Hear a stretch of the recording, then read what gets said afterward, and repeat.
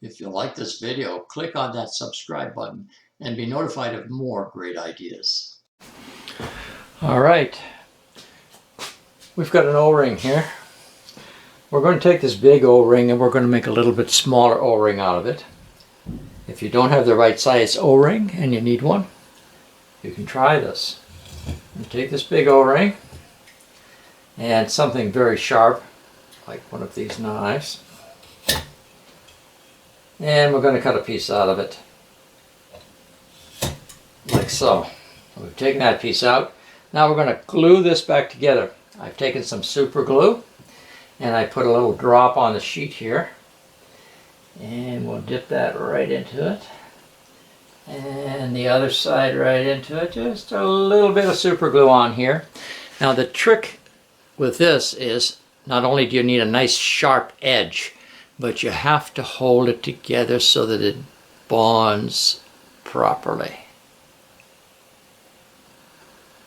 Once you get it together, if you hold it there for maybe 30 seconds or so, it's probably going to stay. After that, you'll need to leave it sit for maybe 2 or 3 minutes before you have a really good bond. So I'm going to turn the camera off. Oh, we didn't hold it long enough. I'll get it together again. We'll turn the camera off, and we don't want to make you wait through this. I'm going to turn the camera off right now. Okay, we're back. I had to hold that for about 45 seconds together, and then I let it sit here for 3 or 4 minutes. And take a look at that. You can probably see where it's joined together.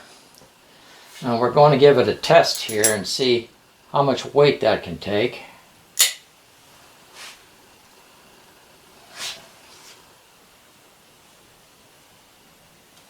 I think we got a pretty good O-ring there.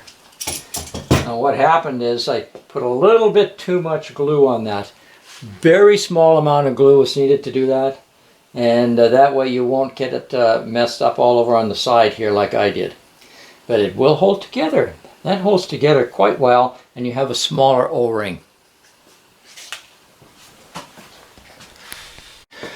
If you've got a belt grinder like this one, or perhaps even smaller than this one's a 72-inch loop here. Eventually these belts just kind of don't work anymore because they're loaded and they don't clean.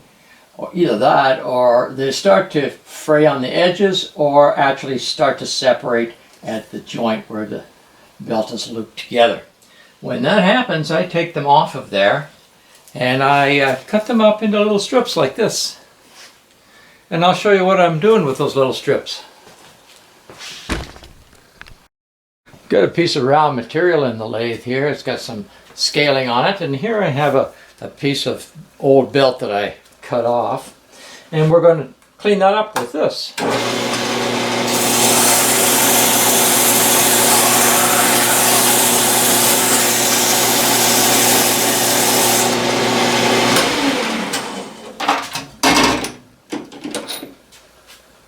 So you can see it's still usable, and I've got a lot of these, so it's better than throwing them away. You can reuse them over and over. Another thing that you can do to save on materials, if you've got Allen wrenches and the end is screwed up here, you just cut it off and make a T-wrench. This is just some 3/8 round material. I drilled and tapped a hole just past halfway here, and that's a 1/4 tapped hole with a set screw in it. And you have to put another hole in the middle, just a little bit bigger than whatever size your Allen wrench is, so it goes in there, and then tighten up that set screw, and you've got a wrench rather than tossing that old one out.